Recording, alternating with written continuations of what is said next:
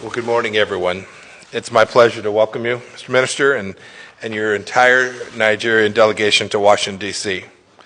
The Foreign Minister and I just completed a very productive conversation on how to continue to strengthen the economic and security ties between our two nations. This is a real priority for us in the Trump administration in Africa because Nigeria is Africa's most populous democracy and its largest economy. On that note, let me begin and talk about our economic cooperation. Nigeria is already America's second largest trading partner in Africa. U.S. companies from Google to Chevron to KPMG invested over $1 billion in Nigeria in 2018 alone, creating over 18,000 jobs and indirectly supporting 3 million others. It's what American companies do. It's what we do all over the world every day, and they do it in a spirit of transparency and partnerships with the host nations. Foreign Minister and I discussed how we can tighten our trade ties even further, including infrastructure investment, embracing free market policies that attract capital, private capital, ensuring consistent enforcement of the law, and doubling down on anti-corruption efforts are the surest way to grow prosperity in Nigeria and all across the region. And we're pleased, too, that President Buhari has prioritized that fight against corruption. In support of that fight, I'm announcing today that the United States and Nigeria have signed an agreement to return to the Nigerian people more than $308 million in assets stolen by a former dictator. Now I'll turn to our security cooperation, which has also been expanding.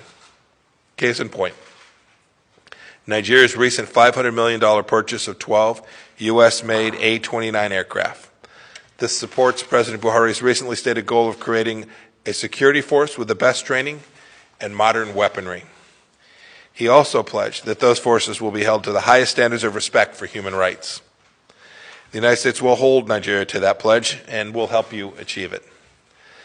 The United States has already invested in the training of Nigeria's military on human rights and the law of armed conflict. Nigeria was one of the first African nations to join the global coalition to defeat ISIS. America is now supporting the Nigerian fight against ISIS's larger global affiliate, ISIS West Africa, a dangerous threat to both of our countries.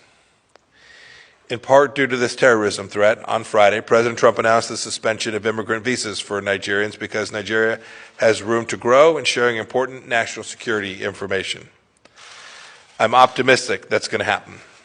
In the proclamation, President Trump highlighted Nigeria's importance as a strategic partner in the global fight against terrorism and recognized the government's commitment to improving information sharing with us. The Foreign Minister and I also discussed today the massive humanitarian crisis that the conflict with Boko Haram and ISIS West Africa and other religious and ethnic violence. We know that these issues are hard. We know that they're complicated. But I strongly encourage the Nigerian government to do more to protect its civilians, including religious communities and the humanitarian organizations seeking to assist them.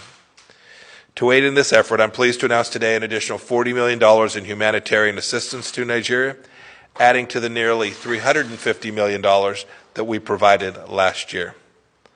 In closing, I want to thank you for being here with me today, for joining us with a big delegation to work to address all of these important opportunities that our two nations have between us. Thank you.